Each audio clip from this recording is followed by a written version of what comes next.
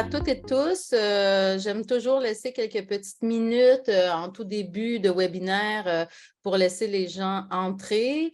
Mais bon, le temps file, évidemment, c'est précieux, le temps. Donc, il est 11h32. Je propose d'entrée de jeu de démarrer notre webinaire. Donc, je me présente, je suis Christine Vézina, chercheur principale de la communauté de recherche Action sur les droits économiques et sociaux, COMRAD. L'objectif de cette communauté de recherche, c'est notamment de faire connaître les droits économiques et sociaux dans notre environnement juridique au Québec. Et donc, aujourd'hui, nous avons la chance d'avoir des conférenciers qui vont venir aborder le thème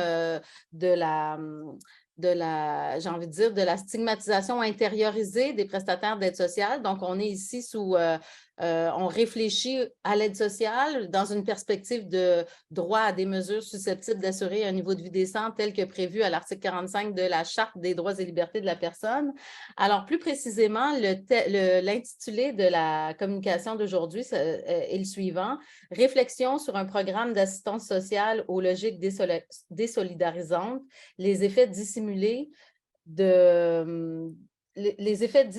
programmes d'aide de dernier recours au Québec. Nous avons à cette occasion le plaisir de recevoir trois personnes aujourd'hui. Donc, tout d'abord, nous avons deux intervenants qui vont prononcer la communication, et cette communication sera suivie par le commentaire de notre répondant. Alors, Nadia Giguère, c'est notre première invitée. Elle est chercheuse au CREMIS.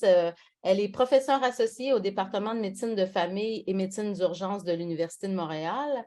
Les travaux de Nadia portent entre autres sur les trajectoires de soins et de services lors des épisodes d'arrêt de travail. Elle travaille également sur les dispositifs d'aide sociale et leurs impacts sur les personnes bénéficiaires. Nadia présente aujourd'hui en compagnie de Stéphane Anfield. Stéphane a contribué au projet sur l'aide sociale qui a été mené par le projet de recherche qui a été mené par Nadia, et il est donc professionnel de recherche au CREMIS. C'est à ce titre qu'il a collaboré avec Nadia dans son projet. Stéphane est maintenant coordonnateur et responsable du volet formation du groupe de recherche du Front des personnes assistées sociales du Québec. Bon, tu peux me corriger, je pense que j'ai mal nommé le groupe de recherche, Stéphane. Oui, c'est le groupe de recherche et de formation sur la pauvreté au Québec. On a été fondé par le Front commun des personnes assistées sociales, mais maintenant, on est deux organismes indépendants. Merci. J'avais simplement noté l'acronyme et je ne pouvais pas évidemment me fier sur ma mémoire. Donc, le groupe de recherche, c'est un organisme communautaire qui travaille à l'avancement et à la diffusion des connaissances concernant le respect et la dignité des personnes. Et donc, nous avons l'occasion de recevoir ces deux intervenants aujourd'hui.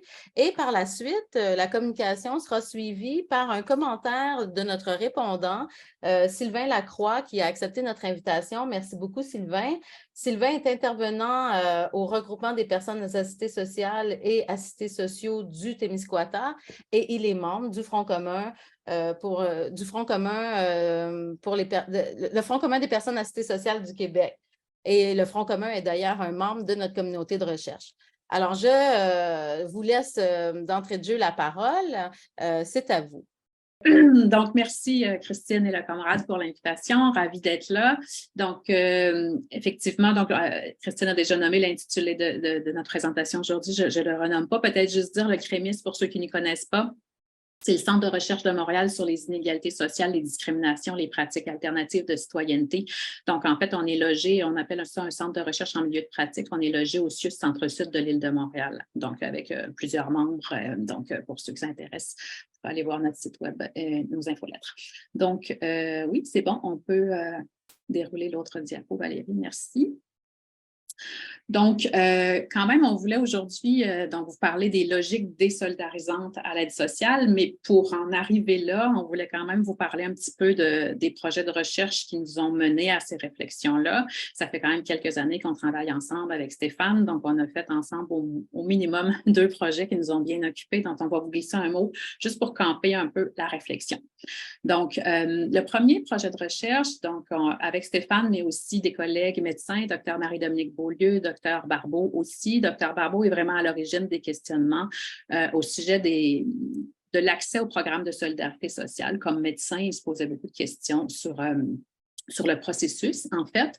Donc, on a réussi avec la collaboration de David, Marie-Dominique, Stéphane et aussi Christopher McCall, qui est sociologue à l'Université de Montréal, et le financement du CRAN, qui est le Centre de recherche et d'aide pour narcomanes, à mener ce premier projet de recherche. Mais avant de vous en dire un mot, et on peut mettre l'autre diapo, Valérie, merci. On voulait quand même... juste pour être tous à la même page, peut-être que pour la plupart d'entre vous, tout ça est bien connu, mais c'est important de le redire pour bien comprendre la suite de la présentation, en fait. Donc, on vous met ici les montants, c'est les montants 2023 pour une personne seule, là, des prestations à l'aide sociale. Donc, vous avez le barème minimal qui est 770 $ par mois. Donc, c'est des personnes qui sont jugées aptes à l'emploi. Ensuite, il y a certaines personnes qui peuvent avoir une prestation dite bonifiée à 923 $ par mois quand on reconnaît des contraintes temporaires à l'emploi.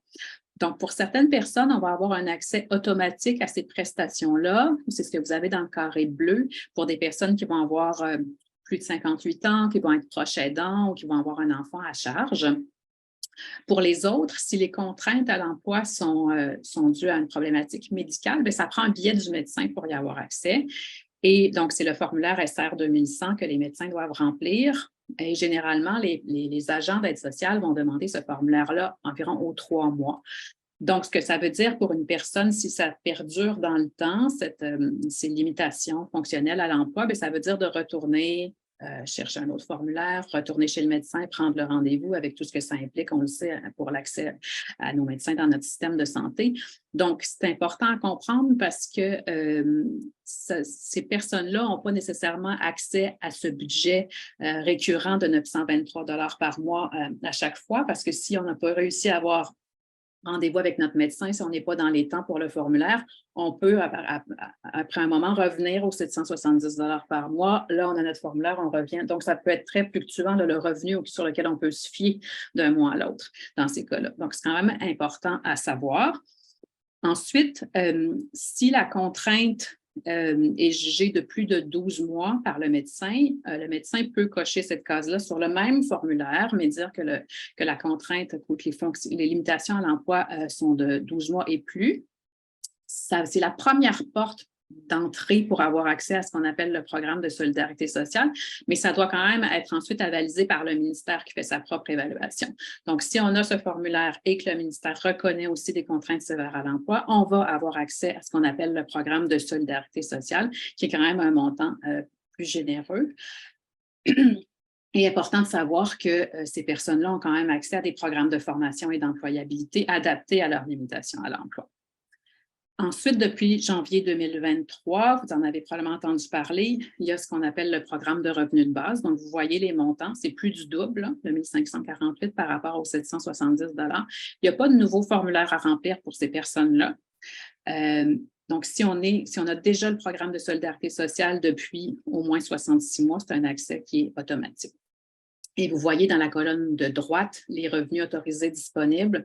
Donc, ces personnes-là ont donc le droit d'avoir un revenu d'appoint jusqu'à concurrence de 200 $ par mois. Si ça dépasse le 200 $, ça va être coupé dollar par dollar sur le prochain chèque. Et vous voyez la limite pour les gens qui ont le PRB est quand même plus importante et ça paraît aussi un revenu annualisé, il faut comprendre, là, mais c'est important quand même comme nuance parce que ça veut dire que ces personnes-là n'ont pas la contrainte de chaque mois déclarer.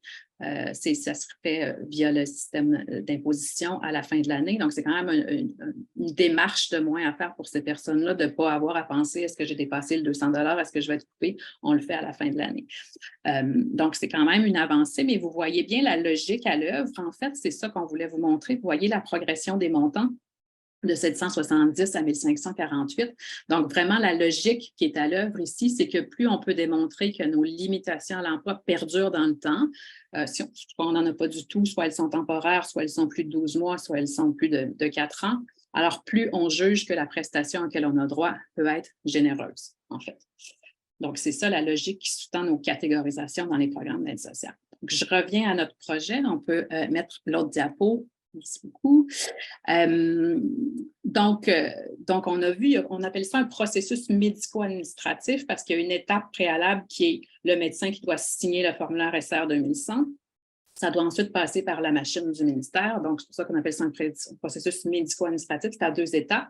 Mais les médecins se questionnent beaucoup sur leur rôle là-dedans. N'ont pas été formés, en fait, pour évaluer les limitations à l'emploi.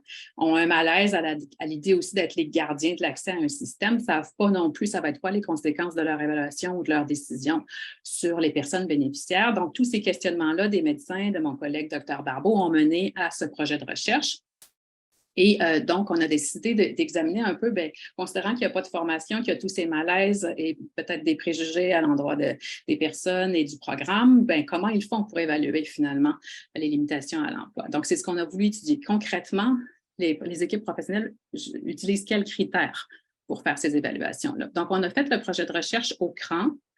C'est intéressant parce que c'est le CRAN, donc je le disais, Centre de recherche et d'aide pour narcomanes.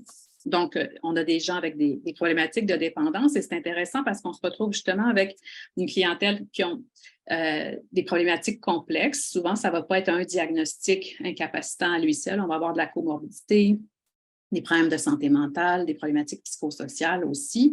Donc, c'est vraiment ces évaluations en situation complexe qui nous intéressaient et intéressant à nommer aussi au CRAN, les évaluations se faisaient en équipe interdisciplinaire, donc avec TS, infirmière aussi, ce qui n'est pas généralement le cas. Souvent, le médecin va prendre sa décision en solo dans son bureau.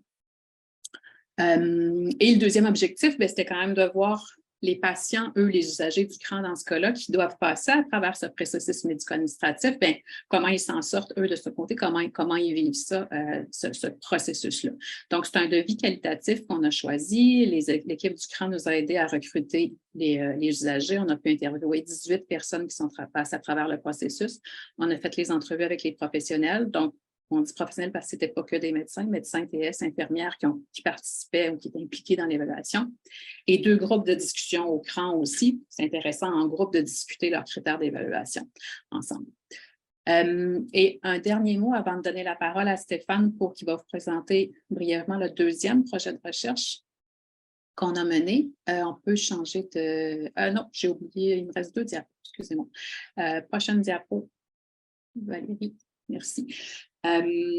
Donc, les faits saillants quand même de ce projet-là avant de passer au deuxième projet. Donc, rapidement, ce qu'on voit, c'est que les professionnels finalement ne connaissent pas le processus médico-administratif ou connaissent mal les étapes, donc ne savent pas exactement comment les personnes accèdent au programme. Il y a beaucoup de subjectivité dans l'évaluation aussi. Donc, comme je le disais, certains préjugés ou une incompréhension des programmes puis des impacts du programme. Donc, tout ça mène à beaucoup de variabilité dans les pratiques d'évaluation et donc, au final, dans l'accès au programme. Si les pratiques varient, les gens n'ont pas un accès équitable non plus au programme. Un petit clic pour avoir accès au deuxième, merci. Donc, les personnes bénéficiaires, de leur côté, sans surprise, le processus est très stressant pour elles de passer à travers ce processus-là. Déjà, on doit expliquer notre situation qui, on l'a dit, est compliquée en l'espace de 10-15 minutes à un médecin qui ne connaît peut-être pas. Donc, il faut vraiment utiliser les bons arguments, il faut convaincre, on ne sait pas exactement quoi dire pour que notre situation, nos contraintes à l'emploi soient reconnues. Puis, il y a aussi, on l'a fait à contre-cœur, cette demande-là du côté des personnes bénéficiaires parce qu'il y a toute la honte de ne pas pouvoir travailler. On sait que la valeur du travail est encensée dans notre société, c'est une valeur primordiale, donc pour les personnes assistées sociales également. Donc, il y a vraiment une déception à l'idée de plus ou pas être capable de travailler. Donc, il y a un certain sentiment de honte d'être rendu là ou de devoir faire cette demande-là. On sent qu'il y a peut-être des préjugés à notre endroit aussi. Donc, c'est très stressant, très dévalorisant de la faire, cette demande-là, à son médecin. Et troisième résultat important, c'est sûr que c'était un petit échantillon, mais c'est quand même intéressant de voir que pour ceux qui ont eu accès au programme, ça a eu des effets positifs. Sans surprise, ça vient stabiliser la situation financière, améliorer les conditions de vie, la sécurité alimentaire, la situation du logement, etc. Pas de grosse surprise de ce côté-là. Mais ça vient aussi diminuer grandement leur stress. Ce n'est pas que le stress financier, j'en parlais tout à l'heure, mais tout le stress de devoir renouveler les contraintes temporaires, les certificats médicaux. Dans certains cas, c'est des années de renouvellement de contraintes temporaires avant de pouvoir avoir accès au programme de solidarité sociale avec les discontinuités de budget que ça implique. Donc, quand on vient s'en sortir un petit peu et avoir accès au programme, bien, ça vient vraiment stabiliser. Enfin, on sait au moins que le revenu va être stable. On sait que ça va être le 1 500 $ par mois puis que ça va être stable dans notre vie. Donc, on vient vraiment diminuer le stress. Puis, comme on était avec une clientèle en situation de dépendance, on s'est rendu compte que comme souvent le stress et l'anxiété étaient liés au contexte de rechute, bien, en venant stabiliser la situation, on vient stabiliser la consommation aussi, dans certains cas, diminuer la consommation. Et dernier point, c'est qu'on venait, en les sortant un peu de ce cycle de survie, en venant stabiliser leur situation, bien, les gens finalement augmentaient leur participation sociale. Donc, ça voulait dire s'engager dans un projet parental, faire un projet de bénévolat. Dans le cas des usagers du CRAN, bien, il y avait un petit peu plus d'air pour pouvoir s'engager dans une démarche thérapeutique finalement, plutôt qu'être toujours dans une logique de survie, de courir les banques alimentaires, etc. Donc, voilà, c'est un petit tour d'horizon rapide, mais pour vous montrer un peu les résultats. Et prochaine diapo, tout ça nous a mené en fait à vouloir mieux former les professionnels, les médecins en particulier, parce qu'on se rend compte justement que le processus était très peu connu, qu'ils apprennent sur le tas, qu'ils ne connaissent pas bien les impacts de leur pratique non plus. Donc, on a très récemment, il y a eu plusieurs versions de cette formation-là, mais on vient tout juste de la tourner pour un format en ligne avec l'aide de la FMOQ. Donc, ça va être offert, on l'espère, à l'automne. On espère qu'elle va être suivie, on ne peut pas savoir, mais on va l'offrir à tous les médecins du Québec. Donc, c'est quand même intéressant. L'idée est de donc mieux les outiller pour naviguer à travers ce système-là, mieux comprendre les impacts de leurs décisions, puis démystifier un peu le programme, mais aussi alimenter chez eux une perspective critique par rapport aux catégorisations qui sont en œuvre dans le système d'aide sociale. Donc, ça fait aussi partie de la formation offerte aux médecins. Et là, j'y suis. Je donne la parole à Stéphane pour vous parler du deuxième projet de recherche. Merci. Fait qu'on peut passer à la prochaine diapo. Fait que le deuxième projet là, avec lequel on a travaillé avec Nadia puis qui a inspiré là, nos réflexions sur les préjugés auxquels on va passer après, il portait sur les impacts des difficultés que les personnalités sociales vivaient administrativement ou juridiquement, dans le fond, quand elles étaient soit coupées par l'aide sociale, soit que elles n'arrivaient pas à avoir accès à un programme. Fait que ça peut être de demander des contraintes sévères ou temporaires, mais ça peut aussi d'avoir pas déclaré des revenus puis de se faire couper, ou des avoirs déclarés puis de se faire couper pareil, ou de briser une des nombreuses règles de l'aide sociale là, puis de se faire couper sur son chèque. Puis donc, nous, on les rencontrait parce qu'elles essayaient de contester ces décisions-là, puis soit faire enlever leur coupure, soit avoir accès là, au programme là, avec les prestations plus élevées. Fait que c'est ça. Fait que deux objectifs qu'on s'est donnés sur ce projet-là. Le premier, c'est de documenter les trajectoires des personnes qui sont confrontées à ces embûches-là, administratives ou juridiques. Et en deuxième, c'est de documenter les pratiques des professionnels qui les soutiennent dans ces démarches-là.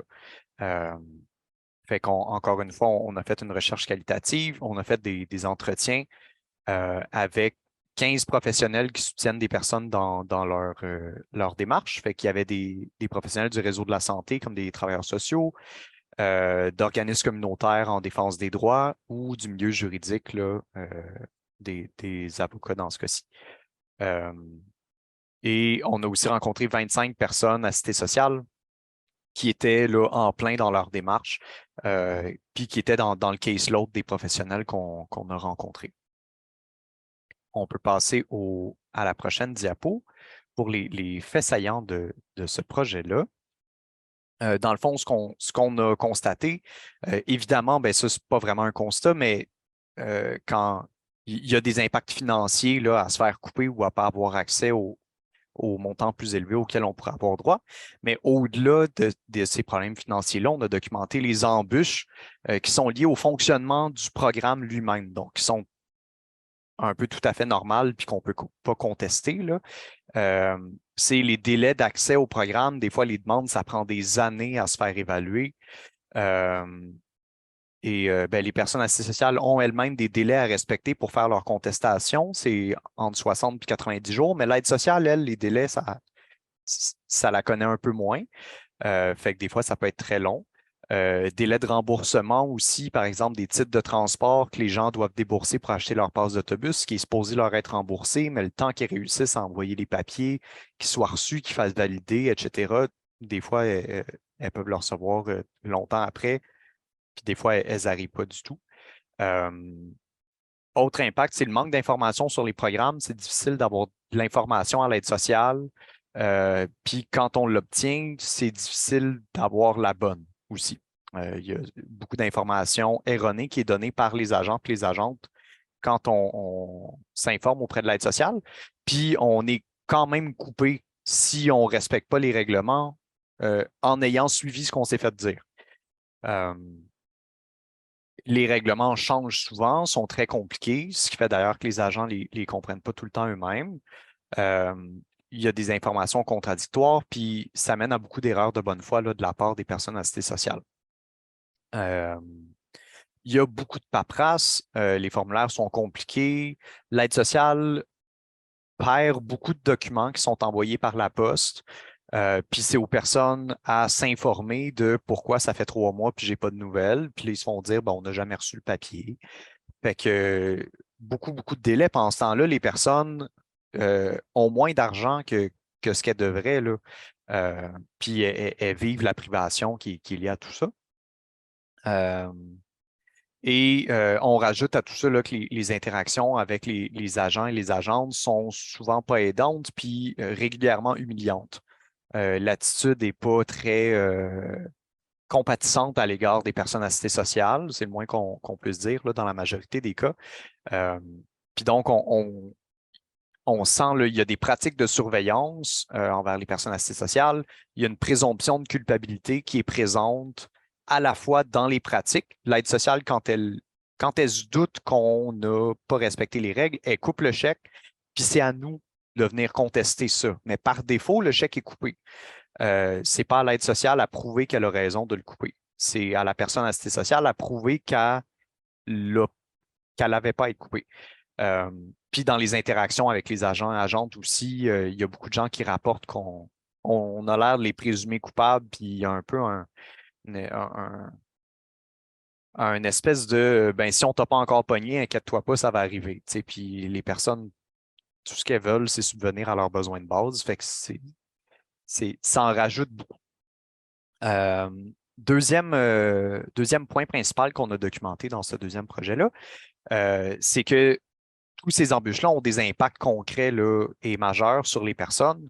Donc, détériorisation de leurs conditions de vie, détérioration de leur santé aussi parce qu'elles n'ont pas les moyens de couvrir leurs besoins. Puis en plus, il y a beaucoup de stress, beaucoup de préjugés, beaucoup d'isolement aussi qui découle de tout ça. Une baisse de l'estime de soi et une méfiance envers l'aide sociale.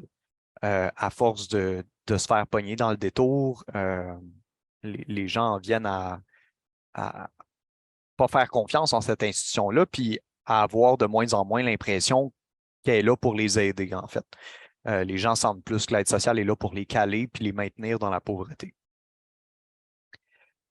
Et puis, troisième conclusion de ce projet-là, c'est que on a documenté différents rapports aux droits. Dans le fond, notre cadre d'analyse le situe le rapport aux droits comme un produit social et culturel qui va dépendre de notre trajectoire, des interactions qu'on va avoir avec l'aide sociale dans ce cas-ci, là, ces règlements, puis avec les personnes aussi qu'on va rencontrer en cours de route, puis qui vont nous soutenir dans les dédales administratifs puis juridiques qu'on va rencontrer.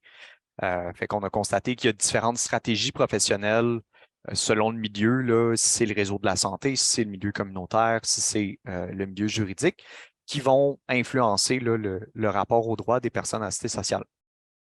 Fait qu'on ne développera pas, mais 3 formes de rapport aux droits qu'on a documentées. C'est la prise de conscience de ces droits individuels. Il y a beaucoup de personnes assistées sociales qui ne savent pas au début qu'elles ont des droits face à l'aide sociale. Fait que leur démarche peut leur apprendre ça.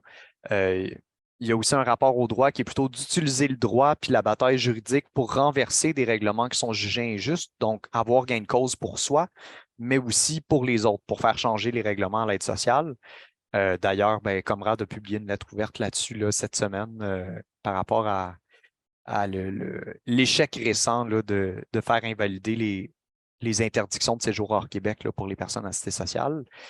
Et puis, troisième fort de rapport au droit, c'est la prise de conscience des injustices sociales, puis donc qui peut mener à de la mobilisation politique là, pour faire changer les choses, mais plutôt par pression politique.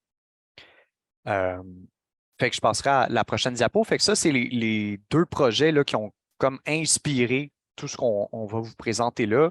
Si vous voulez en savoir plus, on a publié plusieurs articles sur la question. Là, tout ça et toutes les références complètes sont, je suis allé vérifier là, sur le site du CREMIS. Là, si vous allez voir la page de Nadia, tout est là. Et puis, on a aussi fait des brochures vulgarisées pour les médecins, les professionnels qui accompagnent les personnes assistées sociales et les personnes assistées sociales elles-mêmes pour les cas d'évaluation des contraintes sévères, là, étant donné que ça touche beaucoup de monde, puis il y a un grand manque d'informations, puis beaucoup d'informations erronées aussi là-dessus. Fait que voilà. Fait que je passerai à la prochaine diapo.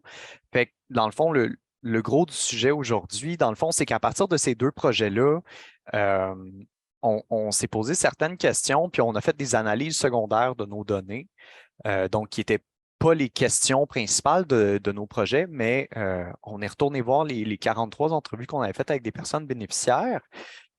Puis on peut passer à la prochaine diapo tout de suite. C'est que dans le fond, on remarquait que là, on vous a parlé beaucoup de préjugés, de maintien dans la pauvreté, de l'aide sociale qui est en soi un problème à la sortie de la pauvreté.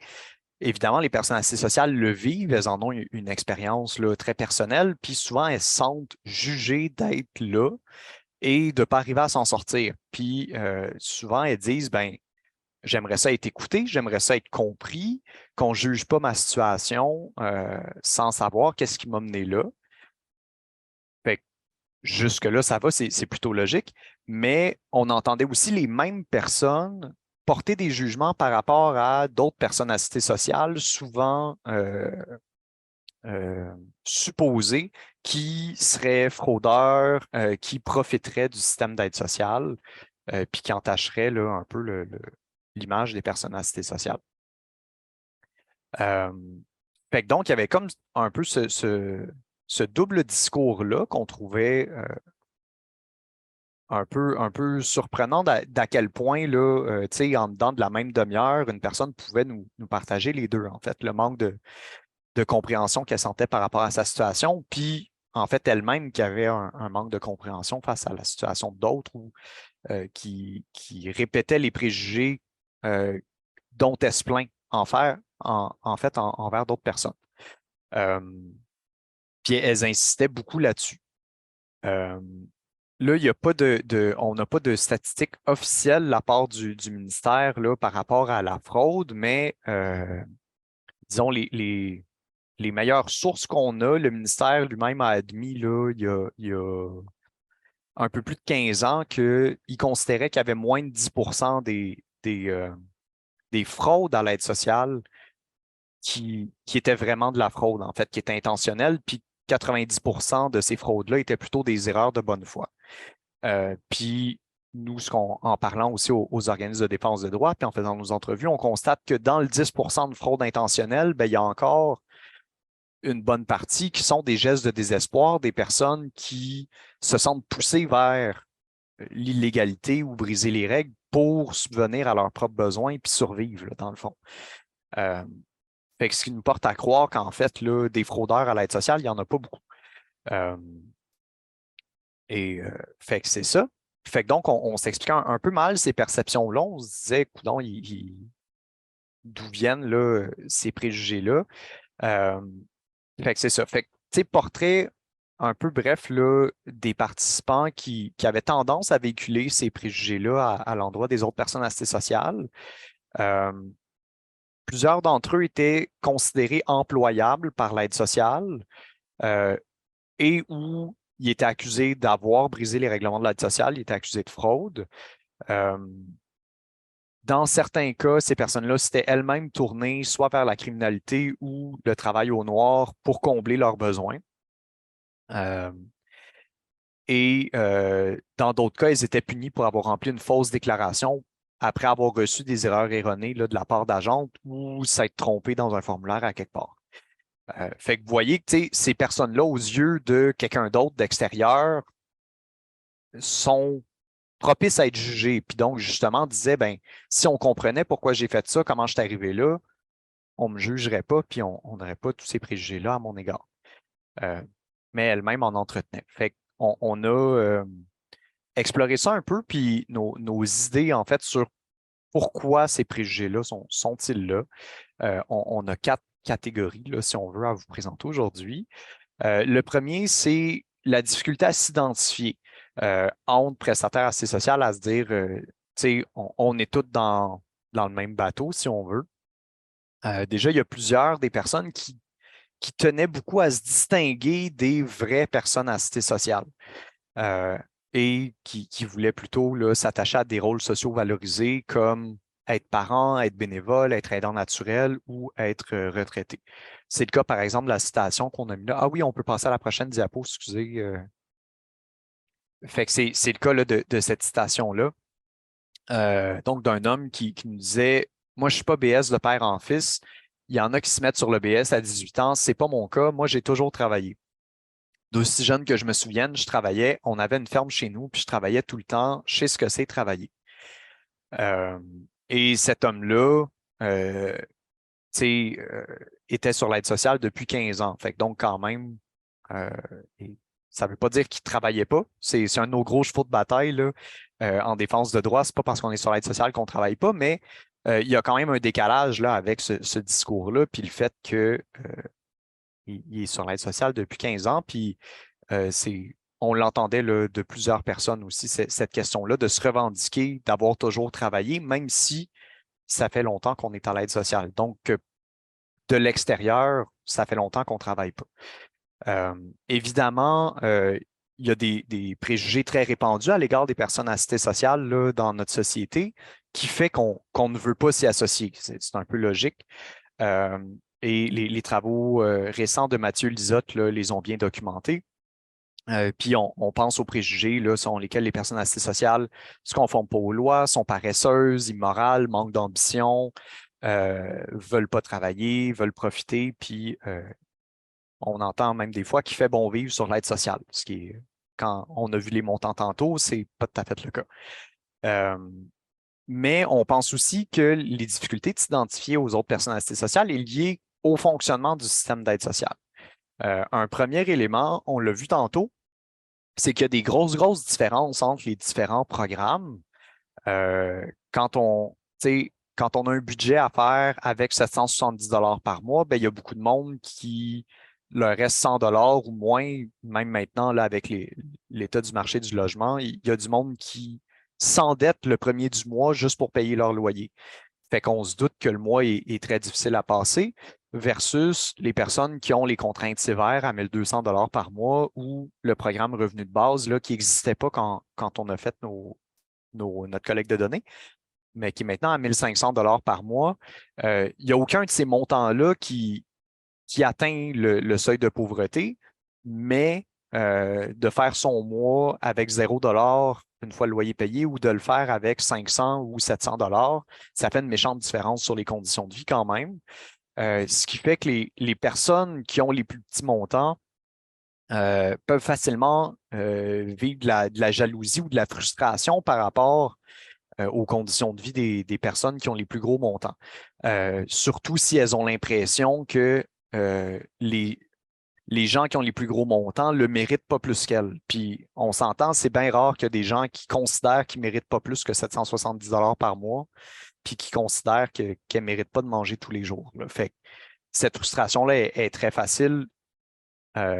Puis on va reparler là, de qu'est-ce qui empire là, cette frustration-là. Fait que je passerai à la deuxième élément, oui. Fait qu'on l'a vu, il y a une question de catégorisation à l'aide sociale. Ça non plus, ça n'aide pas. C'est-à-dire que Nadia en a parlé tantôt, ça prend une preuve médicale pour faire valoir qu'on a des contraintes à l'emploi. Puis toute la logique de l'aide sociale en ce moment est fondée sur le fait que plus on a de contraintes à l'emploi, puis plus ces contraintes-là s'étendent dans la durée, plus on mérite plus d'argent. Ceci dit, c'est très difficile de faire reconnaître ces contraintes-là si on n'a pas un diagnostic là, évident là, dans la liste du ministère. Fait que dès que c'est des problématiques psychosociales, une condition qui est invisible ou qui varie dans le temps, comme des problèmes de santé mentale, la douleur chronique, c'est extrêmement difficile de le faire reconnaître déjà par un médecin, puis ensuite par l'aide sociale. Il y a 2 étapes qui font qu'il faut vraiment bien tomber pour les obtenir. Puis donc, les personnes qui n'arrivent pas à avoir cette évaluation-là, puis à la faire reconnaître, se retrouvent d'un côté exclues du marché de l'emploi. Elles ne sont pas capables de travailler à cause de leurs problèmes de santé mentale ou physique. Puis elles n'ont pas non plus accès à un montant qui leur permet de couvrir leurs besoins. Puis en fait, à un montant qui serait proche de couvrir leurs besoins. Puis donc, ces personnes-là font des efforts, elles essayent de retourner en emploi, elles essayent de faire valoir leurs contraintes. Il y a des échecs des 2 côtés. L'aide sociale continue à leur répéter « vous êtes en mesure de travailler », puis leur accorde des montants qui sont très faibles dans l'objectif là, qui est avoué dans les discours politiques, de les encourager à retourner au travail. On ne donne pas assez pour vivre pour que les gens ne trouvent pas l'aide sociale attrayante. Fait que donc, les personnes, évidemment, vivent beaucoup de frustration. Elles sont abandonnées, elles sont humiliées. Puis, elles s'épuisent aussi à travers toutes ces démarches-là, d'autant plus que ça ne marche pas. Fait que donc, vous voyez qu'avec tout ça, à force de se faire dire, tu es capable de travailler puis de ne pas être capable soi-même, cette frustration-là peut se reporter sur des gens qu'on considérait qui seraient plus méritants. Qui ne mériteraient pas plus que nous, mais qui, eux, ont accès à des bonnes prestations. Puis, en fait, là où on dit que le système d'aide sociale favorise ça, c'est que dans les règlements même de l'aide sociale, il y a des pauvres méritants puis des pauvres pas méritants, voire carrément parasites, puis donne un cadre pour se comparer, c'est de dire, es-tu capable de travailler ou es-tu pas capable? Puis donc, les personnes assistées sociales reprennent cette catégorisation-là pour se comparer aux autres et se juger, sans nécessairement réfléchir au fait que si elles-mêmes n'arrivent pas à faire reconnaître des contraintes qui sont très réelles, peut-être que les autres personnes aptes au travail ont aussi des contraintes tout aussi importantes, mais pas reconnues non plus.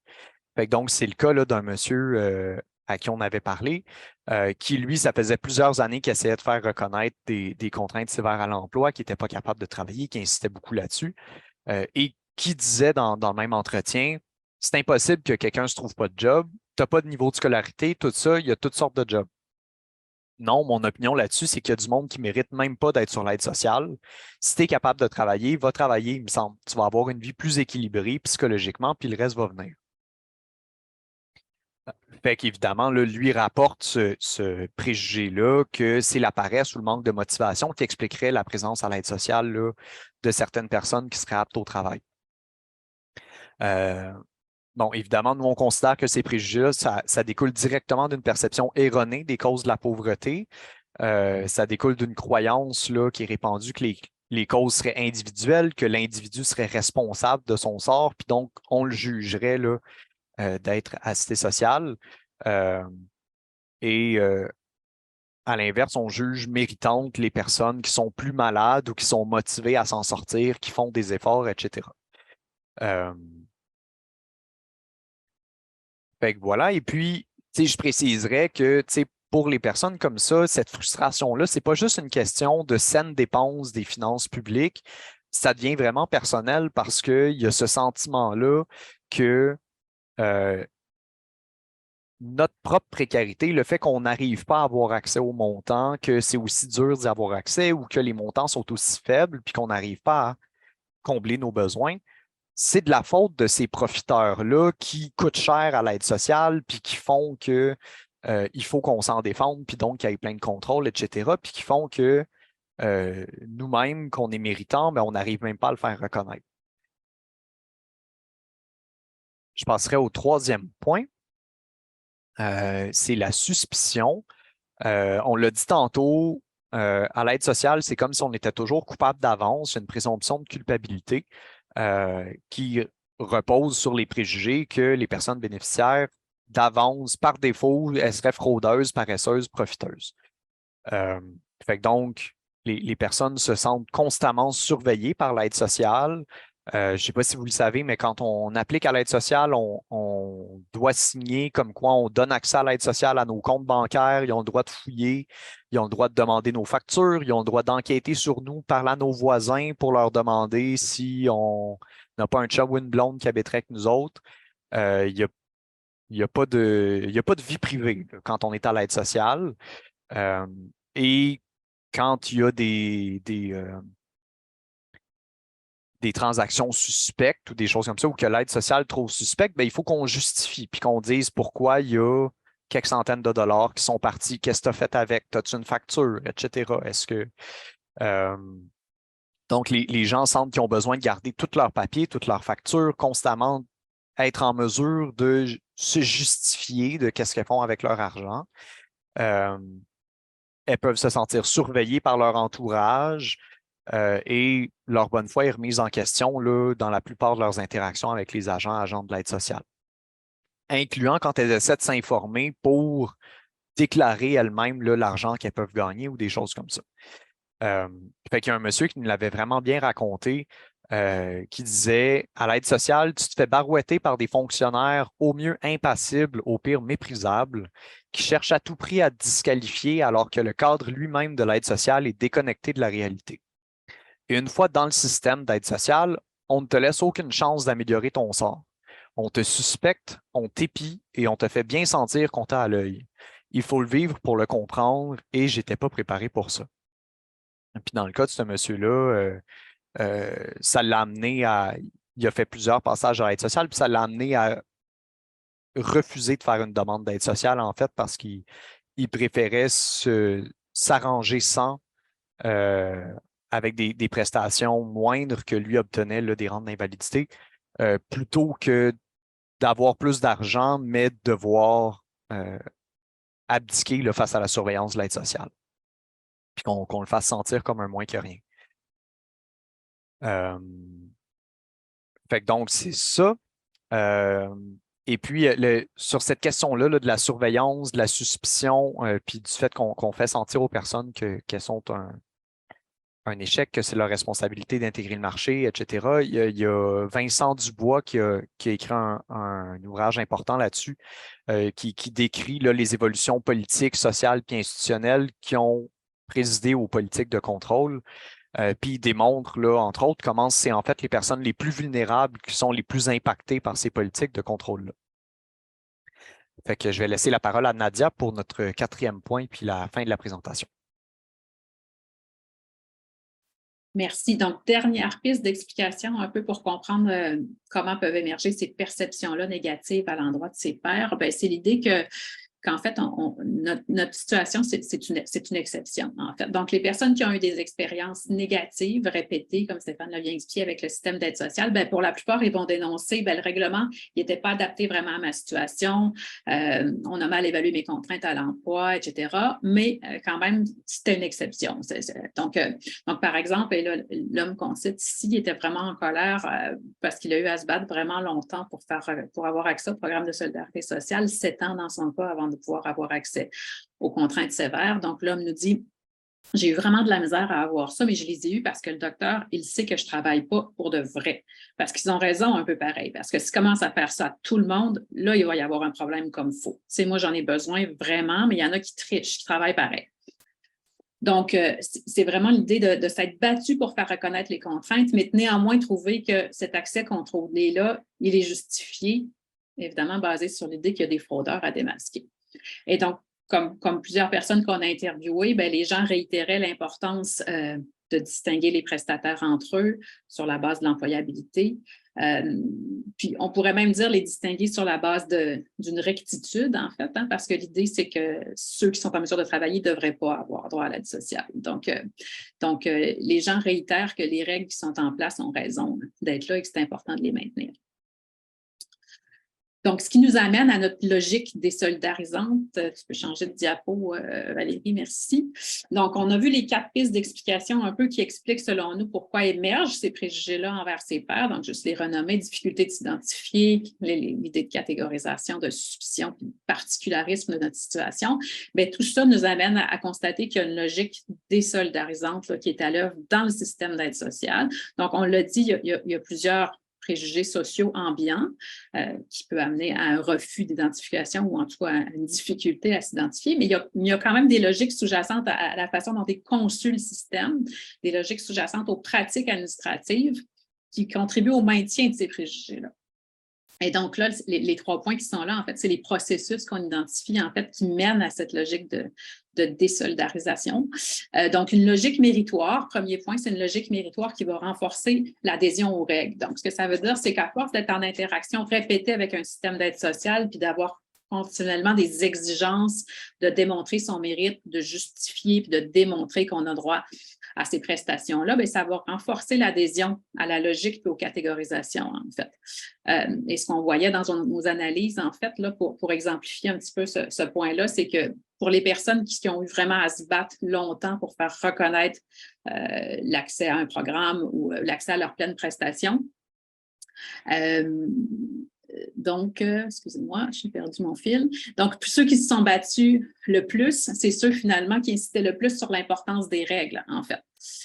Puis c'est cette personne-là qui était le plus susceptible de se plaindre de la présence de profiteurs. Alors que ceux pour qui ça s'était passé un petit peu plus rondement, le médecin avait signé rapidement, par exemple, le papier, l'aide sociale avait avalisé rapidement, puis il n'y a pas eu, ça s'est fait plus ou moins rondement, on a eu facilement accès à notre programme. Bien, ces gens-là, il n'y a aucun là, qui dénonçait ça a été trop facile, c'est un filet où les gens vont, ça va être trop facile, il y a des fraudeurs qui vont se faufiler. Personne n'a tenu ces propos-là.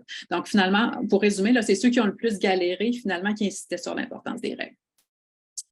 Deuxième point, ou deuxième processus, c'est l'idée que s'il y a autant de contrôle que ça, forcément, c'est qu'il y a plein d'abus et qu'il faut les prévenir. Donc, s'il y a autant de pratiques de surveillance, dans le fond, on envoie le signal, on nous surveille constamment, c'est donc que la plupart d'abus puis qu'il faut contrôler. Et donc, tout ça va alimenter la suspicion et la délation entre prestataires. Et c'est aussi l'idée, comme Stéphane le disait, que si c'est si difficile que ça d'avoir accès à des prestations ou à nos couvertures de médicaments, etc., ça doit être qu'il y a plusieurs profiteurs, mais aussi que les budgets sont limités finalement. Et c'est là la citation qu'on vous montre ici. En fait, c'est une dame qui a dû se démener jusqu'au TAC, en fait, qui est allée jusqu'au tribunal administratif du Québec parce qu'elle devait se faire rembourser des accessoires médicaux dont elle avait besoin pour sa condition. Et la dame nous dit, il y en a aussi qui retirent de l'aide sociale puis ils sont capables de travailler. Ça me m'écoeure. Ça m'écoeure de voir ça parce qu'à cause de ça, ceux qui en ont vraiment besoin, sous-entendu comme moi, que pour de vrai, physiquement, ne sont pas capables et qui, eux, en ont vraiment besoin, c'est ça, on ne l'a pas. Donc, c'est vraiment l'idée qu'elle est personnellement pénalisée à cause de fraudeurs qui vont finalement s'accaparer la grande part du budget d'aide sociale. Donc, il y a une grande majorité des participants qu'on a interviewés qui considéraient que c'était important, ou en tout cas au moins que c'était normal de conserver les barèmes, de conserver les catégories entre prestataires, puis de maintenir les contrôles pour éviter les abus. Donc, on constate vraiment un effet circulaire, en fait. Donc, il y a une mise en œuvre de programmes, il y a des pratiques administratives qui vont avoir des impacts sur les personnes, mais les personnes impactées vont critiquer le traitement de leur situation particulière, mais ils vont quand même accepter le fonctionnement de ce système-là tel qu'il est parce qu'ils sont pris eux-mêmes dans une logique de justification de leur mérite, du fait qu'ils sont méritants d'avoir ces prestations-là. Donc, ils vont difficilement envisager finalement que le système puisse fonctionner autrement que par ces catégorisations-là. Et ça nous amène au troisième point, en fait, c'est que puisqu'il faut faire valoir ses propres particularités, on se bat pour des gains individuels plutôt que de se battre collectivement pour les injustices systémiques qui font partie du système. Et il y a quand même quelques contre-exemples. Prochaine diapo, s'il te plaît, Valérie. Donc, on l'a dit, on a analysé 43 entrevues. On peut te présenter la majeure là, qui nous a interpellés, nous, quand on a vu ces discours-là, mais il y a quelques contre-exemples. Et on en parlait tantôt, il y a eu différentes formes de rapports au droit qui ont émergé chez les personnes. C'était un peu l'objet de notre projet, là. Et il y a des professionnels donc qui étaient en lien avec ces gens-là qui vont alimenter différentes formes de rapports au droit. Et les gens, les contre-exemples de notre échantillon, en fait, ont en commun d'avoir tous fréquenté des organismes en défense des droits. Donc, souvent, ils vont être allés vers ces organismes-là parce qu'ils ont une embûche avec l'aide sociale, un démêlé, ils ont besoin un peu de soutien pour s'en sortir, pour comprendre la paperasse, etc. Donc, vont arriver dans ces organismes-là par la porte d'entrée de la défense individuelle de leurs droits, mais les organismes, souvent, vont cumuler différents mandats, là, donc vont aussi organiser des ateliers entre les personnes, faire de l'éducation populaire, etc. Donc, à force de fréquenter les organismes, vont se rendre compte que finalement, c'est pas si particulier la situation dont ils jugeaient qu'elle était exceptionnelle, que c'est partagé, que les injustices sont répandues. En fait, les autres ont été traités de la même façon. Donc, ça va tranquillement amener à remettre en question les catégories qui sont utilisées à l'aide sociale aussi, à critiquer la façon les logiques là, qui sont mises en œuvre dans le système d'aide sociale. Puis, dans certains cas, en venir à valoriser ou en tout cas à revendiquer un accès à une prestation qui serait suffisante pour couvrir les besoins de base, mais de façon inconditionnelle, c'est-à-dire peu importe les critères d'employabilité. Et donc, ces personnes-là, plutôt qu'entretenir une vision négative de leur père, comme les autres personnes dont on vous a parlé en début de présentation, ces gens-là étaient beaucoup plus compréhensifs par rapport à certaines situations, par rapport, par exemple, si des gens avaient des activités jugées un peu hors normes, on disait c'est lié à un contexte de survie, etc. Donc, beaucoup plus compréhensifs et portaient beaucoup moins de préjugés à l'endroit de leur père. Finalement, les frustrations qu'ils avaient envers le système ne se portaient pas contre leur père, mais contre le système d'aide sociale qui était jugé injuste et non pas. Donc, c'est vers là qu'on portait nos frustrations et non pas vers nos pairs. Donc, finalement, les organismes communautaires en défense des droits, en dépassant la défense individuelle des droits, permettaient de mettre en place ces espaces-là où on peut partager les expériences puis dépasser nos frustrations. Donc, ce qu'on appelle des espaces de citoyenneté qui finissaient finalement par faire émerger une forme de solidarité entre les personnes, dans certains cas de la mobilisation collective. Prochaine diapo. Merci. Donc, tout ça nous amène à nommer finalement l'importance de contrer les logiques désolidarisantes, en fait. Puis pour ça, on trouve important de dire que c'est important de les reconnaître et de faire connaître les mécanismes d'exclusion sociale qui sont générés par le système lui-même, en fait. Donc, on a vu que on a bien vu avec Stéphane toute la forme de stigmatisation envers les personnes jugées moins méritantes qui vont amener jusqu'à une désolidarisation des personnes. Mais ça va aussi générer de la méfiance institutionnelle. Stéphane vous en parlait un peu. Donc, en fait, toutes les interactions quotidiennes avec l'aide sociale sont semées d'embûches. Là, on l'a dit, donc des délais, des manques d'informations, des infos contradictoires, etc. Donc, à travers toutes ces embûches-là qui vivent quotidiennement par rapport à l'aide sociale, ce qu'on peut appeler un peu leur rapport ordinaire à l'État, les gens font un apprentissage politique à travers ça, à travers ce rapport à l'aide sociale. Et donc, on peut faire différents apprentissages politiques de l'expérience et c'est lié un peu avec la notion de rapport au droit dont on vous parlait. Certaines personnes vont vraiment apprendre à travers ça à défendre leurs droits et là, on va vraiment avoir des gens qui vont avoir un langage de la lutte, du combat. On va défendre nos droits. On va apprendre aussi à travers cette expérience-là à naviguer le système, à faire des apprentissages juridiques, etc. Mais il y a aussi tout et son contraire. Il y a aussi pour plusieurs personnes, des gens pour qui ça va, toute cette logique-là, puis ce besoin perpétuel de se battre avec l'aide sociale va finalement venir plutôt nous écraser. En fait, l'aide sociale nous maintient toujours dans une zone un peu d'incertitude et d'insécurité. On le disait, on ne sait pas toujours quel montant on va avoir le prochain mois. Est-ce que je vais avoir ma contrainte temporaire ou pas? Est-ce qu'on va me couper? Est-ce que j'ai déclaré à temps mon 200 $ supplémentaire? Est-ce que je vais être coupée? Donc, ne jamais savoir le prochain mois, le montant va être de combien? Est-ce que ça va mettre en danger mon logement, ma sécurité alimentaire, etc.? On est constamment dans un état d'insécurité. C'est une expérience répétée de mois en mois sur des années. Donc, finalement, ça façonne ce rapport-là à l'État façonne leur conception des institutions.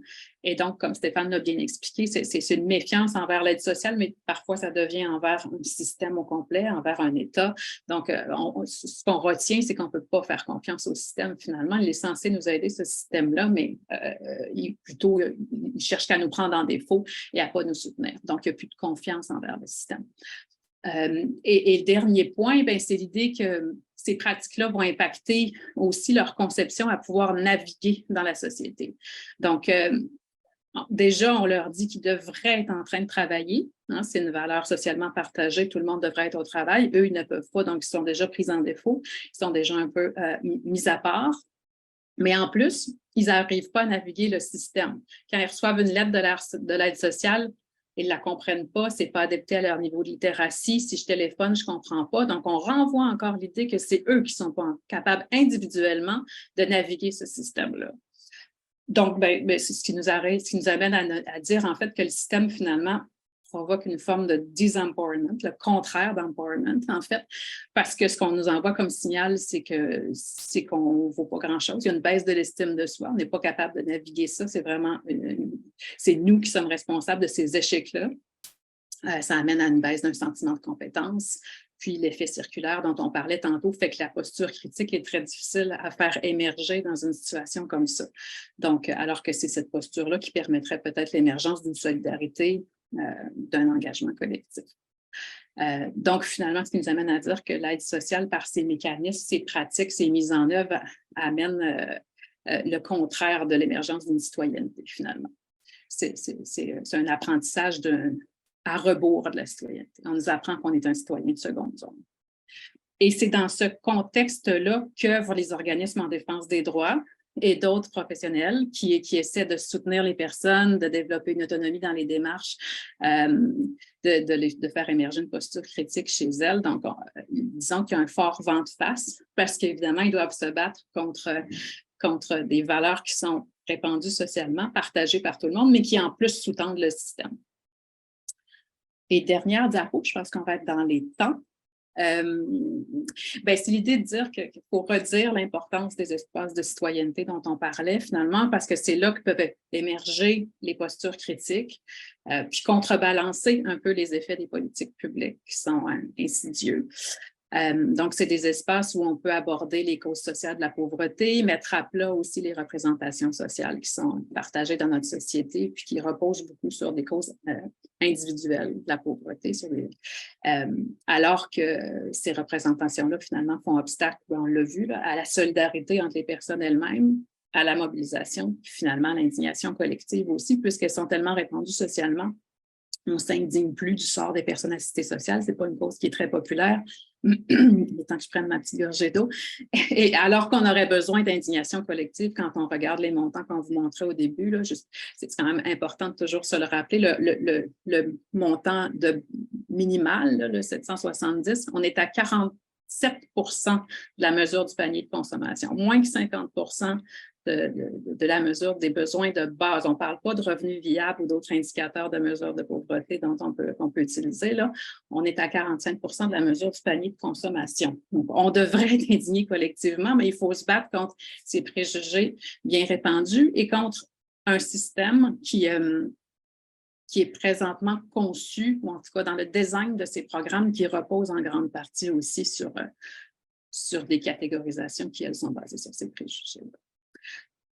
Donc, c'est un peu ce qu'on voulait vous montrer comme genèse de réflexion. J'espère qu'on a le temps pour les échanges parce qu'on serait vraiment intéressés à vous entendre. Merci de votre écoute.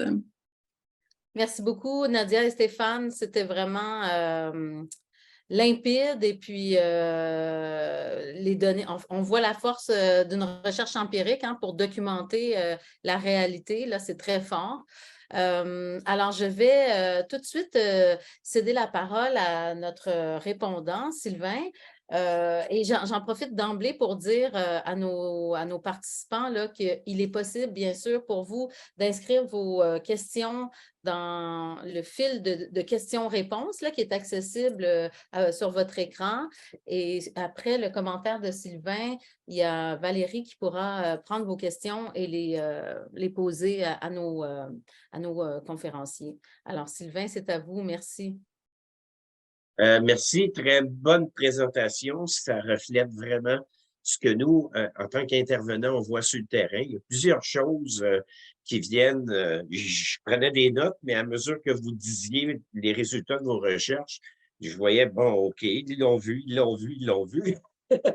Fait que une des choses qui a été relevée, Nadia, par Nadia dans les derniers moments de cette présentation, puis qu'on voit de plus en plus émerger sur le terrain, c'est la difficulté du niveau de la littératie entre les fonctionnaires et les prestataires d'aide sociale. On ne se comprend pas dans le langage. Puis ça, malheureusement, on va le voir de plus en plus avec la dématérialisation des services qui s'en vient. Et ça nous ferait craindre, nous, sur le terrain, un peu des conséquences que ça va avoir pour les gens.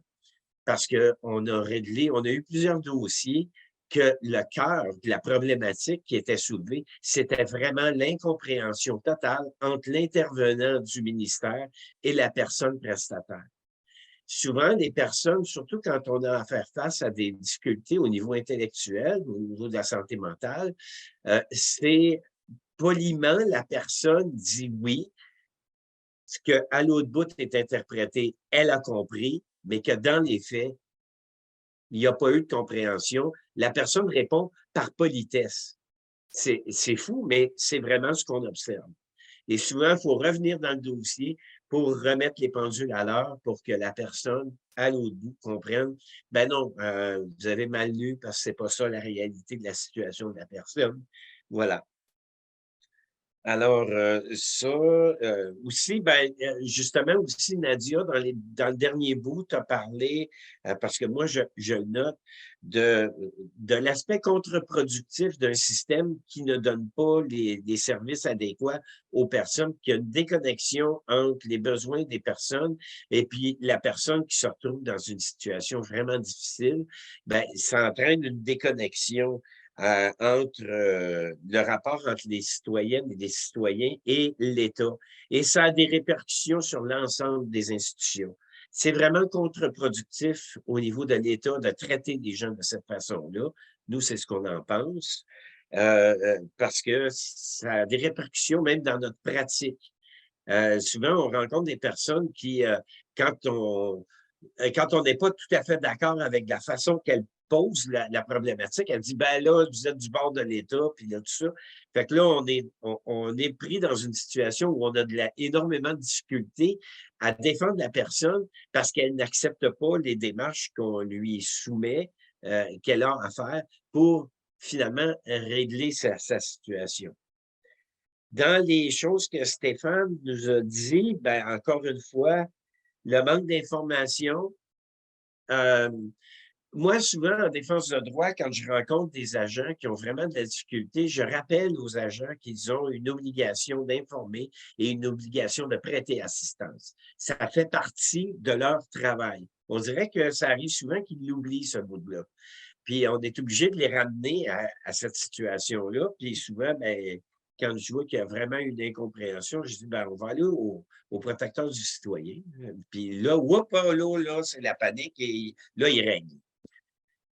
Fait que souvent, bon, c'est ça, la barrière du vocabulaire que tu as relevé aussi, Stéphane. Il est évident que ça arrive souvent qu'on voit que les agents présument de la culpabilité des personnes. Je le vois dans plusieurs dossiers, puis c'est une réalité. Puis malheureusement, on le voit aussi dans le corps médical. Si je te donne la contrainte, tu ne voudras plus aller travailler. Puis souvent, on a à faire face à une résistance, puis on dit, regarde, dans le fond, le rapport médical, qu'est-ce qu'il dit? Je vais te le résumer. Est-ce que la personne que tu as eue devant toi est capable d'aller travailler demain matin? Le médecin répond, non. C'est ça, il faut que tu mettes dans le rapport. C'est réellement ça. Puis, on a lu justement, il y a quelques jours, une action, c'était un rallye communautaire où les personnes de la santé, des services sociaux venaient nous voir dans ça. Puis on en a profité pour distribuer les dépliants du Crémis. On a fait une activité de théâtre invisible où moi, je jouais quelqu'un qui moi, à chaque fois que je vous vois les médecins, moi, je suis tout le temps dans la merde avec vous autres. Puis là, en tout cas, c'était théâtral, là. Puis là, il y avait quelqu'un comme une intervenante qui venait, mais non, monsieur, puis là, tout ça. Puis là, en tout cas, et finalement, ça aboutissait à distribuer les pamphlets du Crémis là, sur sensibiliser le corps médical à ces problématiques-là. Un truc qu'on voit sur le terrain, puis ça va être pas mal là que je vais terminer parce que vous avez pas mal tout nommé des problématiques qu'on rencontre sur le terrain. Il me reste deux choses à parler. Le droit à l'amour.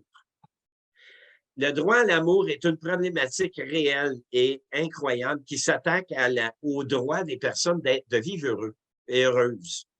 Et puis, l'aide sociale s'attaque à ça, bien ils viennent d'avoir une intention ministérielle, des quatre partis politiques, ils viennent d'adopter une motion qui parle de ça, mais encore une fois, il n'y a pas d'action concrète qui suit ça.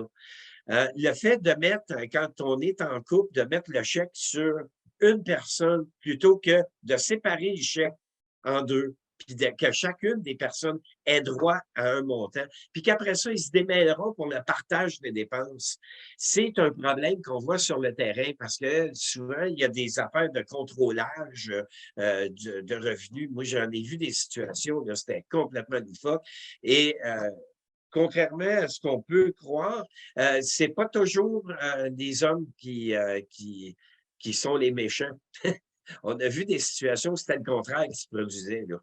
Fait que, tu sais, c'est pas... Tu sais, chacune des situations est très différente. Il y a aussi un truc qu'on observe de plus en plus sur le terrain. Je pense que Stéphane en a touché quelques mots, mais je vous réfère à une étude de Lucie Lamarche sur la pauvreté, sur le rapport d'impôt, gérer la pauvreté, qui Lucie Lamarche, qui est de la Ligue des droits et libertés, et qui soumet, par exemple, ça arrive souvent, le cas le plus fréquent qu'on voit sur le terrain, c'est une mère monoparentale qui a 3, 4 enfants et qui ne vivent que par les prestations pour enfants, qui ne font pas appel à l'aide sociale parce que, pour moult raisons, une des premières, c'est le contrôle qui est entraîné par le système d'aide sociale. Ils y auraient droit, pourtant, parce que la prestation d'aide sociale, c'est pour elles, mais elles ne font pas appel au système d'aide sociale, elles réussissent à se débrouiller avec un peu de travail autonome. Et enfin, le travail autonome. Bon, quand on parle justement de racisme, si on veut, de racisme social, si on peut parler ainsi, ben, juste donner un exemple. Moi, en 91, j'étais à l'aide sociale, je faisais du travail autonome et c'était déjà 200 $. Donc, depuis au moins 35 ans, mais le Québec sans pauvreté, le collectif pour un Québec sans pauvreté parle de 20 ans, mais c'est pas vrai. C'est beaucoup plus que ça. On parle de 35 ans et je me doute que c'est suite à la réforme 88-89, la loi 37, que le 200 $ a été appliqué dans le programme Aide pour le travail et l'emploi, le programme APT. Donc, c'est né. Et puis, je touchais déjà 200 $. Et d'ailleurs, pendant que j'étais prestataire, j'ai fait changer le règlement. Les muralistes, on a eu droit à une exception parce que j'ai expliqué à l'agent, ben écoute, je peux pas faire de mural au mois de décembre, il a fait trop frais. Ils ont appliqué cette chose-là. Et je veux dire, le traitement du 200 $ a fait en sorte que je suis devenu conseiller en défense de droit. Et que, bon, je me dis, il est à peu près temps, on va présenter un mémoire à la ministre concernant le gain de travail permis à l'aide sociale. Et c'est là-dessus que je travaille comme un fou. Et c'est là que je m'implique beaucoup, juste avant, à 2 semaines, et oui, de ma retraite. Voilà. Merci Sylvain, c'était vraiment super intéressant de t'entendre puis d'avoir, en fait, on voit que la perspective terrain, là, elle a été bien captée par la recherche de nos invités. Alors, merci vraiment à tous les trois. C'était extrêmement instructif et puis ça donnera envie, en fait, de passer tout plein d'heures avec vous. Simplement un petit mot, j'utilise mon privilège là, de personne responsable du webinaire pour dire, Sylvain, que ce que tu viens de nommer là, quant au montant du gain de travail permis de 200 $, quand on regarde ça à travers le filtre des droits économiques et sociaux, du droit notamment à un niveau de vie décent, on peut mettre de l'avant, je pense que sur le plan juridique, ce qui est important de mettre de l'avant, c'est qu'il s'agit d'une mesure régressive. Et le Québec a signé, ratifié le pacte international relatif aux droits économiques et sociaux. Le Québec, il s'est engagé à ne pas adopter de mesures régressives. Ici, on n'est même pas dans l'idée de est-ce qu'on a des ressources additionnelles à mobiliser dans le cadre du régime? On est juste dans garder le strict minimum requis. Là. Donc, parce que une mesure régressive, c'est quand on retourne en arrière par rapport à un standard. Mais ici, en l'occurrence, quand le montant reste le même pendant 30 ans et qu'il n'y a aucune adaptation, notamment à l'indexation du coût de la vie, on est quand même dans cette notion de mesure régressive. Enfin. Puis, si tu permets, Christine, je vais juste ajouter un petit truc. Qu'est-ce qui a déclenché mon haut le cœur au niveau du gain de travail permis? C'est quand je me suis mis à aller chercher comment ça se passe dans les autres provinces canadiennes qui ont des régimes d'aide sociale. Je te dirais que le Québec est la seule province au Canada qui pénalise les gains qui dépassent le 200 $.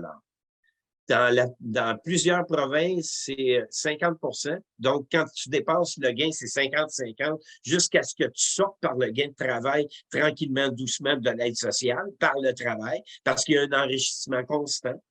Et la Cadillac au Canada, c'est la Nouvelle-Écosse. C'est vraiment, le gain de travail est complètement traité d'une autre façon. Voilà. Merci, très instructif.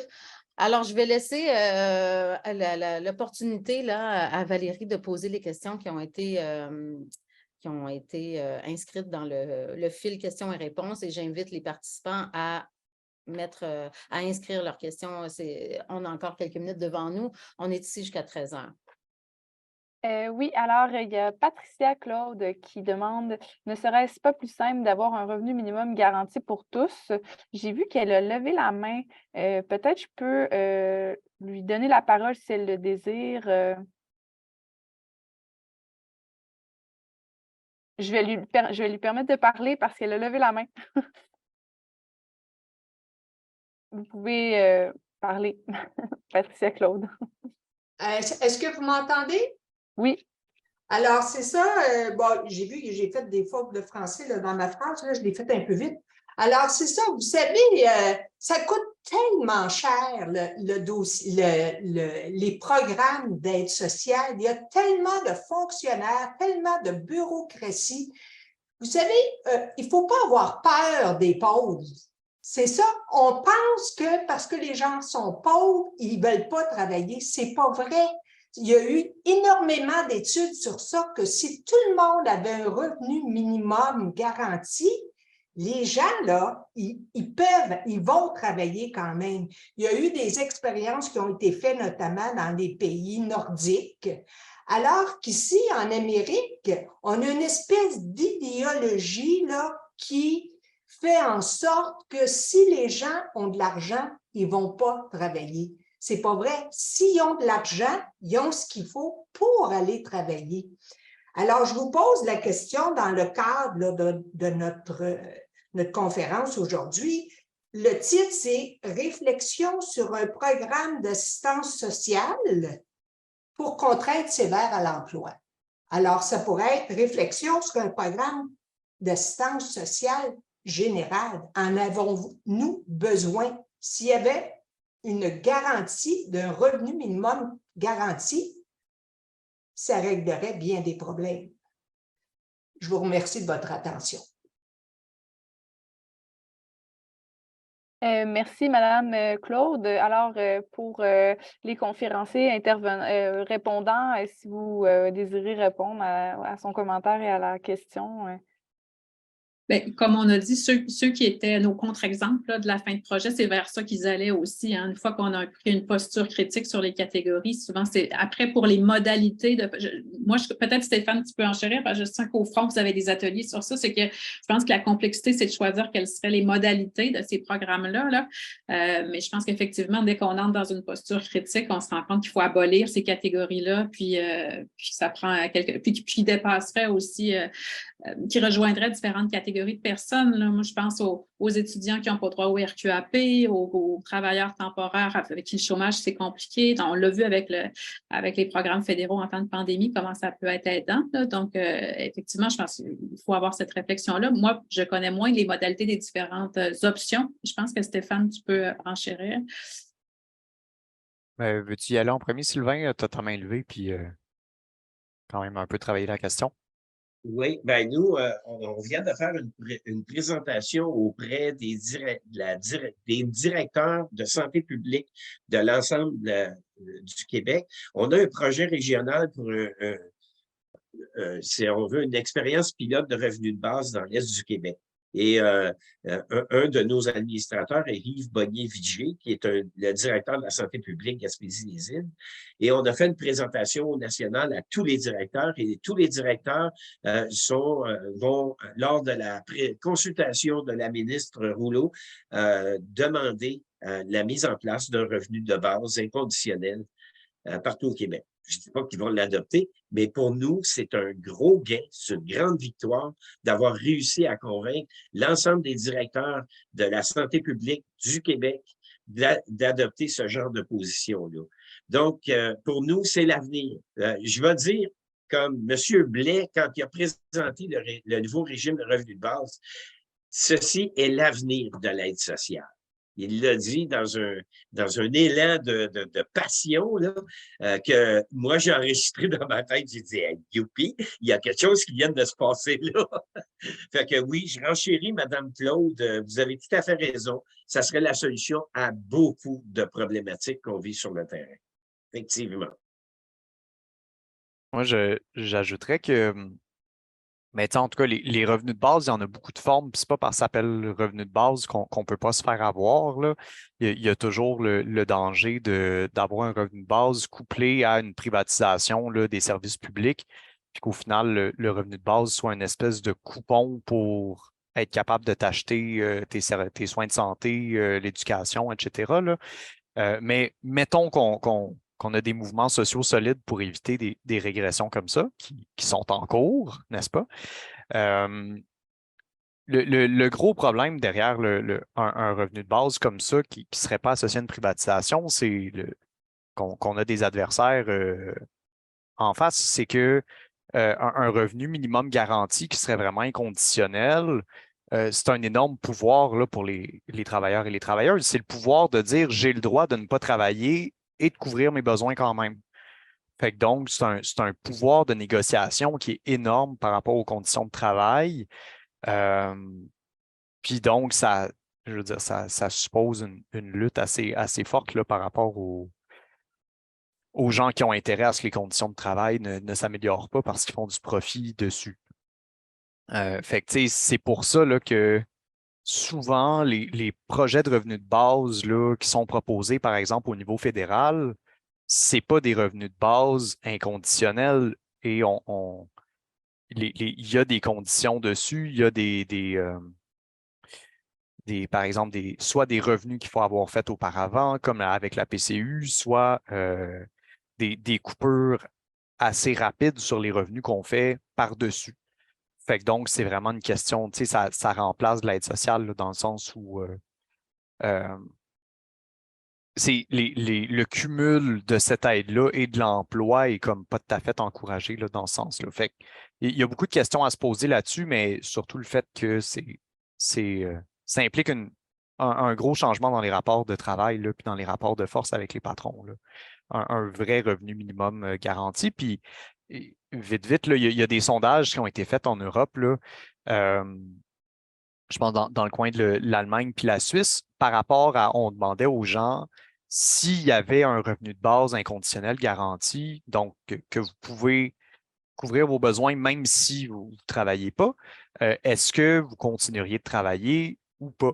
Puis, grosso modo, contrairement à tous les préjugés, il y a seulement une personne sur 10 qui dit oui, j'arrêterai de travailler. Puis souvent, c'est je me reposerai, je voyagerai, puis je verrai après si j'ai le goût de retravailler. Mais dans le reste, c'est à peu près moitié-moitié, 45% qui disent oui, je garderai ma job, mais quand même 45% qui diraient je changerai de job. J'irai peut-être me former, j'irai faire autre chose. Ce n'est pas mon emploi actuel qui est la manière dont je veux m'impliquer socialement. Fait que donc, il y a quand même une bonne partie des patrons qui, oui, perdraient des employés au profit d'activités, soit avec des meilleures conditions de travail pour les gens, soit simplement plus utiles, mais pas rémunérées. Il y a beaucoup de bénévolat là, qui est très utile à la société. Puis si on pouvait être payé pour le faire, peut-être que les gens lâcheraient leur job pour faire ça à la place. Merci pour vos réponses. Je vais passer à la prochaine question, donc Catherine Charon, qui remercie tous les intervenants. Elle a 3 questions liées à la dimension bureaucratique de la reconnaissance d'une CSE. Alors, première question, dans le cadre de vos travaux, vous êtes-vous penché sur le processus d'évaluation médicale au sein du ministère?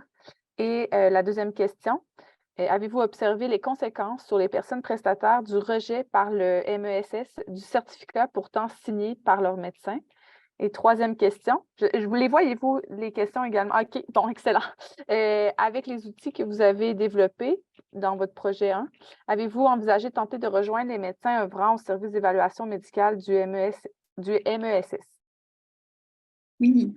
Alors, je salue Catherine, contente de la question. En fait, on n'a pas documenté en tant que tel dans le cadre du projet de recherche le processus d'évaluation du ministère, mais dans le cadre de la formation dont on vous parlait, on a été en contact avec eux pour plusieurs pourparlers. Ils l'ont vu, on leur a donné la formation. En fait, donc on ne parle pas de, je vois qu'il y a une autre question plus loin, là, on n'a pas formé les agents d'aide sociale, mais on a donné notre formation au comité d'évaluation médicale et socio-professionnelle. Donc, on parlait tantôt du processus en 2 étapes, là, le médecin qui doit signer, puis ensuite ça va au ministère. Donc, ce comité-là, on fait des commentaires sur notre formation, etc.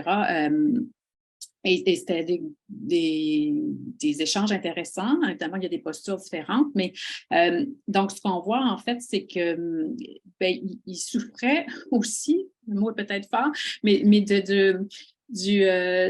des formulaires mal remplis, mal complétés des médecins. Donc, ils étaient aussi très enthousiastes à l'idée qu'on donne cette formation-là des médecins. Leur point était que c'est à peu près la seule information qu'ils ont pour faire leur évaluation et malheureusement, souvent, les formulaires sont mal remplis, incomplets, etc.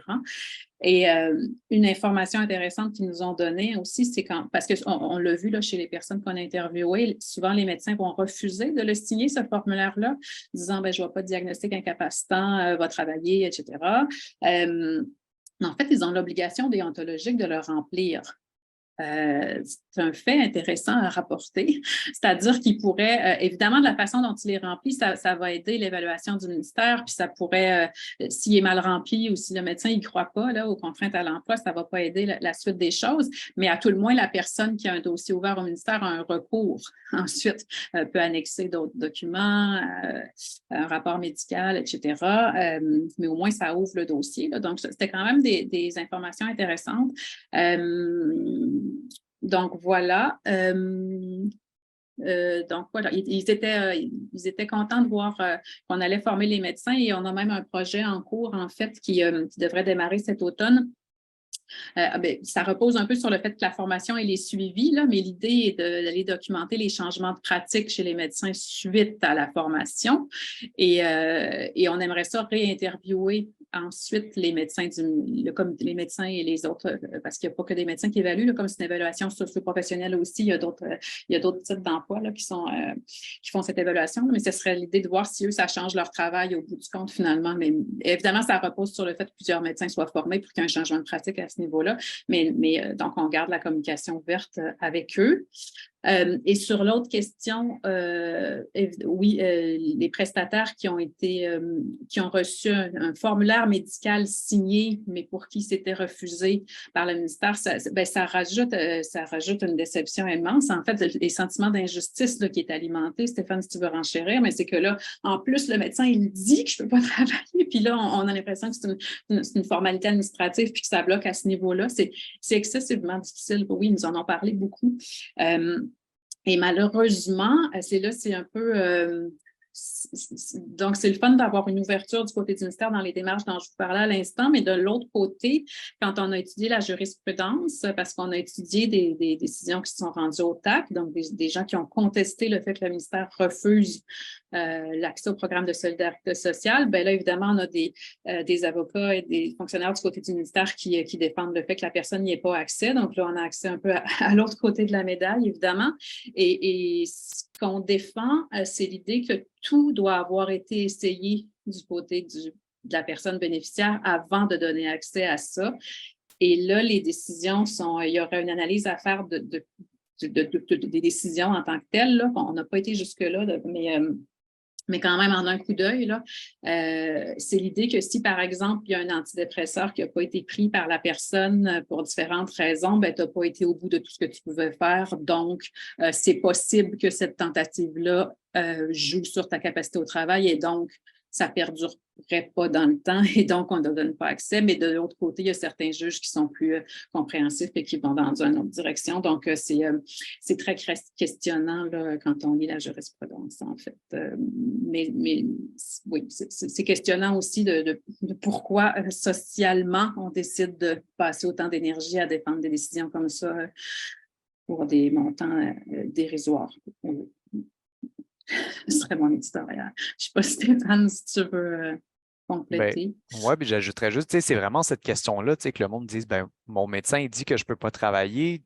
Comment ça se fait que quelqu'un qui ne m'a jamais rencontré va décider que je peux travailler? C'est absurde. Puis c'est à se demander, à quoi il sert l'avis du médecin si un autre médecin à Québec prend le papier puis dit, moi, je ne suis pas d'accord. Ben oui, mais t'en sais quoi? Je veux dire, limite le comité d'évaluation quand on est dans des cas où il faut réunir plusieurs expertises, il y a un dossier, etc. Mais là, si le médecin, il dit ça, je veux dire, en tout cas, c'est un peu comme si un médecin prescrivait un médicament à RAMQ puis que la RAMQ disait, non, on pense qu'il n'y en a pas de besoin de son médicament. Ben oui, mais, la RAMQ rembourse pas tous les médicaments, mais quand tu as ta prescription, tu l'as, ils vont pas le contester. Fait que pourquoi à l'aide sociale, il y a un comité qui rencontre même pas les gens, là. Au mieux, il leur parle au téléphone, mais qui va décider que, contrairement à l'avis de ton médecin qui te rencontre régulièrement, on considère que tu peux travailler. Ça fait pas de sens.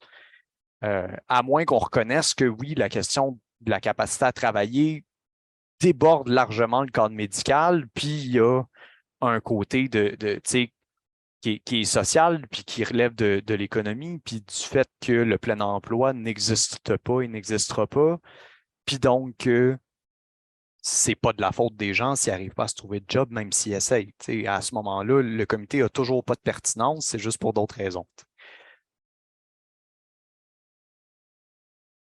Très rapidement, si vous me permettez, je dirais dans 70% des cas, la demande de contrainte sévère ne passe pas, même quand c'est évident. J'ai vu des cas de cancer être refusés. Puis il faut revenir en révision pour, encore une fois, réunir le comité. Puis là, les personnes passent en audition. Et dans 90% des cas, après l'audition, la contrainte sévère est acceptée. C'est vraiment ce qu'on voit sur le terrain. Puis on se demande si c'était pas une façon de maintenir leur poste. Je ne sais pas pourquoi ils contestent de façon tellement presque systématique, même dans des cas évidents. Là. Fait que voilà. Je vois le temps qui file et il est 13 heures. C'est donc la fin du webinaire. Je me demandais tout de même si, Valérie, est-ce qu'il y a encore beaucoup de questions qui n'ont pas eu de réponse? En fait, on a un peu répondu à la question de Pierre Issali sur, en fait, si la formation pourrait aussi être donnée aux fonctionnaires du METSS. Donc, on en a un peu discuté juste avant. Peut-être, il y aurait une dernière question de... Est-ce que je la pose ou le temps est écoulé, dépendamment... Ben, je pense qu'on peut terminer sur ce commentaire-là de Maxime Plante-Péloquin qui est important. Oui, exact. J'invite en fait tout le monde à lire le témoignage très touchant de Maxime dans la question dans la question-réponse. Et puis, la question qu'il pose par la suite, je me demandais si dans vos recherches, vous avez essayé de quantifier, qualifier l'impact global sur la santé physique mentale des personnes qui sont prestataires d'aide sociale. Donc, selon son hypothèse, c'est qu'en fait, l'aide sociale, ça fait mourir à petit feu les gens qui sont bénéficiaires. Donc, il partage que c'est extrêmement dangereux pour la santé. Alors, peut-être... c'est des études qualitatives. Je crois que Sylvain doit nous quitter. Oui, il n'y a pas d'études, mais moi, sur le terrain, je le vois. Surtout dans les trucs de travail autonome, puis les facteurs de santé mentale, l'anxiété, le niveau d'anxiété que ça génère, tout ça. Moi, j'ai déjà dit à un fonctionnaire que l'aide sociale actuelle, c'est une usine à fabriquer des malades. Il a tout à fait raison de souligner ça. Il n'y a peut-être pas d'études scientifiques, mais sur le terrain, on voit vraiment les répercussions. Mais il y a de nombreuses études qui montrent l'impact de la pauvreté sur la santé. Donc dans ce sens-là, c'est documenté à fond. Il y a aucun problème de ce côté-là. Nous, on ne chiffre pas les choses parce que, comme on a dit, c'est des devis qualitatifs, mais on l'a documenté effectivement que oui, c'est néfaste pour la santé, mais il y a le stress financier là-dedans. Mais dans l'impact sur la santé, il y a tout ce qu'on a parlé aujourd'hui. En fait, une baisse d'estime de soi, de la méfiance institutionnelle, tout ça a des impacts sur la santé aussi. Et là, on n'est plus dans les conditions de vie. Il y a deux choses là-dedans. Il y a les conditions de vie que nous permettent ou ne nous permettent pas le montant à l'aide sociale, mais il y a aussi tout ce que le processus engendre sur les personnes. C'est pratique de surtout ce qu'on a parlé aujourd'hui, en fait. Donc, c'est pas chiffré, mais c'est bien présent, évidemment. Mais sur les impacts de la pauvreté sur la santé, il y a des tonnes de références. Oui. Alors, évidemment, oui, pardon. Je dirais juste vite, si ça intéresse Maxime ou n'importe qui d'autre, moi, je trouve là où on répond mieux à cette question-là, c'est dans le rapport de recherche qu'on a écrit là, sur ça, là, le rapport sur le projet écran. C'est pas un article scientifique, mais on présente nos résultats pareils. Là. Fait que vous pouvez le trouver sur le site du CREMIS et dans les conclusions, il y a ça. Puis, tu sais, ça nuit aux personnes sur tous les plans, là, cette pauvreté-là. Puis, c'est comme Sylvain disait, c'est contre-productif. Ça empêche les gens de retourner travailler parce qu'ils deviennent trop malades pour y aller. Fait que ça, non seulement ça ne règle pas la raison pour laquelle les gens arrivent sur l'aide sociale, ça l'empire. En tout cas, ce qu'on a constaté, c'est quasiment à chaque fois. Là. Donc, on partagera, on nous a demandé aussi de partager le PowerPoint, donc j'ajouterai, je ne l'avais pas fait, mais j'ajouterai à la fin les références, donc elles seront dans le PowerPoint. Merci beaucoup. Alors, c'est difficile de mettre fin à cette séance parce que je pense qu'on aurait eu besoin de 2 jours. C'est peut-être, en tout cas, un thème sur lequel on devra se concentrer si Comrade met sur pied une école d'été dans 1 an ou 2. Alors, il me reste bien sûr à remercier Stéphane, Nadia, Sylvain. Un merci très solidaire. En fait, merci pour nous avoir permis d'avoir une compréhension beaucoup plus fine des obstacles, des effets, en fait, dévastateurs du régime d'aide sociale sur les personnes en situation de pauvreté. Merci beaucoup. Merci aux participants. Merci à Valérie. Merci à Marie-Michel qui a organisé la gestion du webinaire. Alors, je vous dis à la prochaine. Merci de l'invitation. Merci énormément pour votre présentation très intéressante.